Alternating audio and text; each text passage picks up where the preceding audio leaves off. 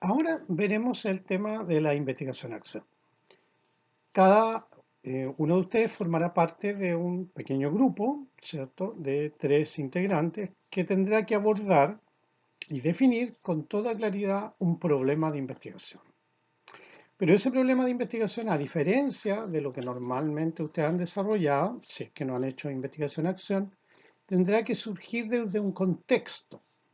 Es decir, en un escenario educativo hay una necesidad, o en un escenario educativo que puede ser de nivel preescolar, educación básica, educación media o superior, hay una necesidad que cubrir.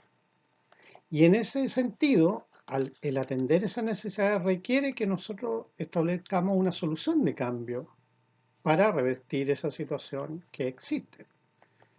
Y por tanto, la investigación-acción es una modalidad que establece una clara concordancia entre la necesidad, la propuesta de cambio y cómo esa propuesta de cambio de alguna manera genera esa modificación sobre la necesidad inicial.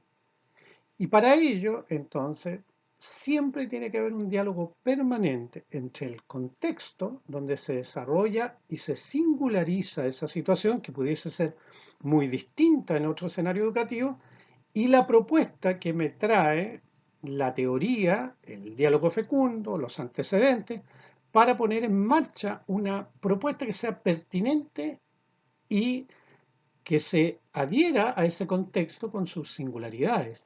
Y ese diálogo es bastante difícil de sortear, porque no existe una respuesta que sea común a todos los dominios, sino que en función justamente de esa necesidad y de la envergadura de esa situación, nosotros somos capaces de establecer un diálogo entre nuestra propuesta, la alternativa de solución, la secuencia de implementación y los análisis que nos permiten decir que esa implementación ha permitido un cambio.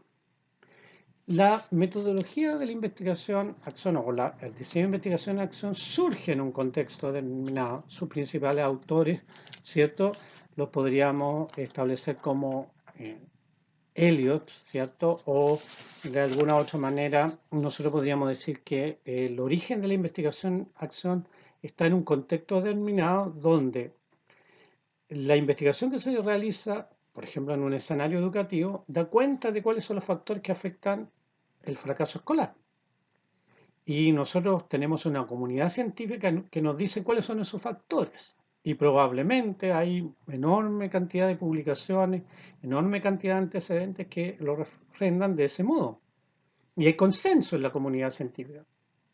Pero sin embargo, la situación sigue produciéndose. Entonces, de alguna otra forma, un conjunto de autores, ¿cierto?, que en su momento fueron muy críticos del rol de la investigación, dijeron, no puede ser que esta especie de diagnóstico sea solo un elemento que contribuya a llenar los anaqueles de una biblioteca, a establecer una publicación en un contexto bastante restringido de lo que es el dominio de la comunidad educativa, o bien esté siendo desarrollada en encuentros de científicos.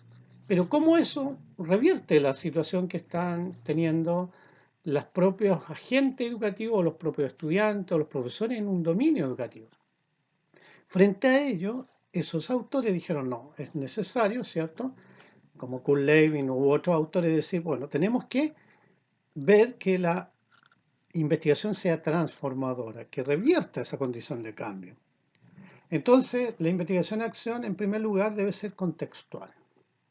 Y por tanto, ustedes, en su propuesta de investigación, tendrán que definir con toda claridad cuáles son los antecedentes de esa comunidad educativa, de ese curso, de ese nivel, de esos estudiantes, de esa situación, que nos permitan decir las singularidades que ocurren en ese dominio y que pueden ser diferentes de otro dominio.